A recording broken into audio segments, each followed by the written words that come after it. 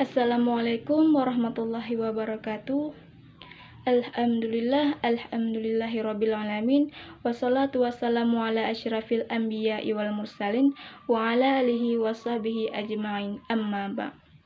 Puji beserta syukur, mari sama-sama kita panjatkan kehadiran Ilahi Rabbi, di mana beliau yang telah membawa kita dari alam kebodohan kepada alam yang ilmu pengetahuan.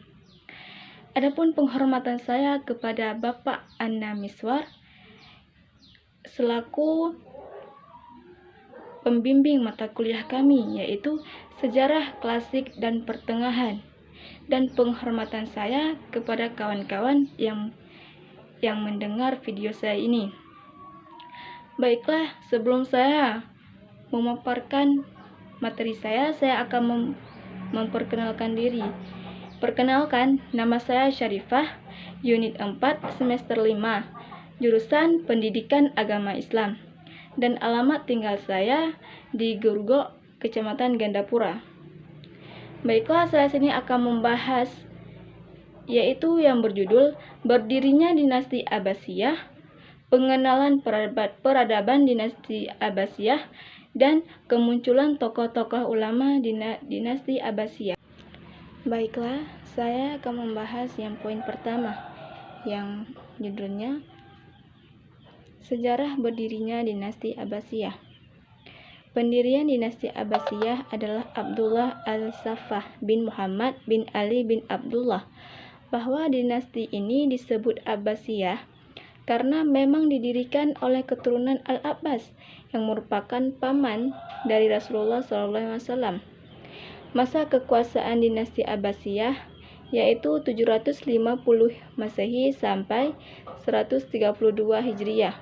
Sejarah berdirinya dinasti Abbasiyah tidak dapat dilepaskan dari perperangan yang berdarah yang bergejolak. Pada awalnya, cicit dari Abbas bernama Muhammad bin Ali berkampanye untuk mengembalikan kekuasaan pemerintahan kepada keluarga Bani Hashim di Persia ketika Umar bin Abdul Aziz masih pemerintah. Adapun pembentukan kekhalifahan Bani Abbasiyah melalui proses yang cukup panjang, setidaknya ada 4 strategi yang harus diterapkan. Yang pertama, melalui kekuatan bahwa tanah oleh Muhammad ibnu Abdullah ibnu Abbas. Yang kedua, melalui upaya propaganda secara terus-menerus. Di sini yang dimaksud dengan propaganda berisi rahasia tentang hak kekhalifahan yang seharusnya berada di tangan Bani Hashim, bukan Bani Umayyah. Yang ketiga, pemanfaatan kaum muslim non-Arab dan sebelumnya dianggap sebagai warga kelas 2. Dan yang keempat, yang terakhir, propaganda terang-terangan yang dipimpin oleh Abu Muslim al-Khurasani. Baiklah, poin sekarang yang akan saya jelaskan poin yang kedua, yaitu pengenalan peradaban dinasti Abbasiyah. Dalam literatur sejarah Islam, Baghdad dikenal sebagai pusat peradaban Islam, baik dalam bidang sains, budaya, dan sastra. Kemajuan peradaban ini menghadirkan Baghdad sebagai kota para intelektual. Tidak hanya orang Arab yang hadir, bangsa Arab, Persia, Cina mengisi atmosfer pengetahuan di sini. Masa kekhalifahan Abbasiyah yang dikenal berkembang pesatnya pengetahuan. Pada masa ini, banyak sekali bermunculan intelektual muslimin, baik dalam ilmu pengetahuan maupun di ilmu agama. Dalam masa kekhalifahan Abbasiyah, keadaan sosial ekonomi pun berkembang dengan baik, seperti halnya dalam bidang pertanian maupun perdagangan. Masyarakat pada masa itu mampu mengatur tatanan kehidupannya dengan baik hingga dikenal sebagai negeri masyhur dan makmur. Pada masa kerajaan Abbasiyah, kekuasaan Islam bertambah luas. Masyarakat dibagi atas 2 kelompok, yaitu yang pertama khusus dan kelompok umum.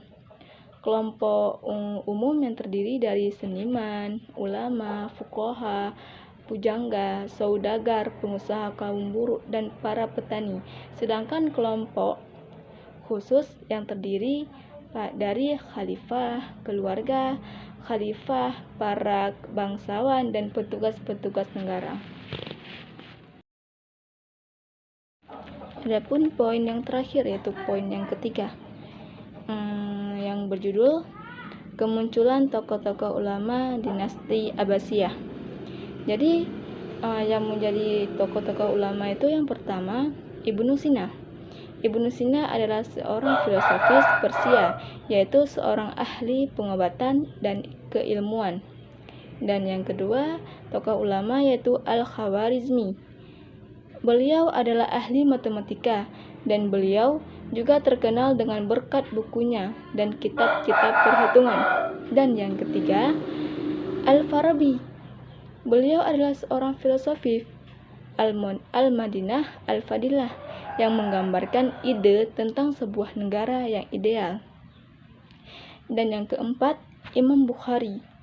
Imam Bukhari merupakan seorang ahli hadis asal Uzbekistan yang sudah berpikir di bidangnya sejak usia remaja. Oleh karena itu, Imam Bukhari dijuluki sebagai Amirul Mukminin fil Hadis atau pemimpin orang-orang yang beriman dalam hal ilmu hadis. Dan yang kelima, Imam Muslim.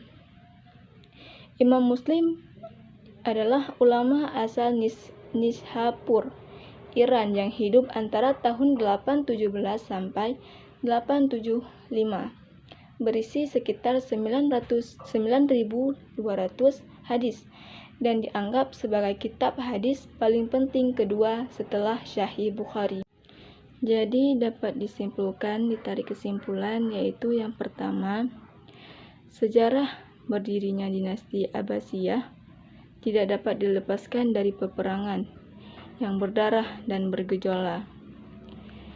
Dan dalam literasi sejarah Islam, kemajuan peradaban ini menghadirkan Baghdad sebagai kota para intelektual.